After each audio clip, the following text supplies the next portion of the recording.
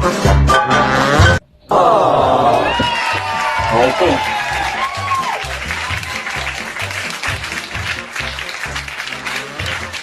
Ayan, sir. Punta ka na naman ng chicks. Ay, ate. Opo.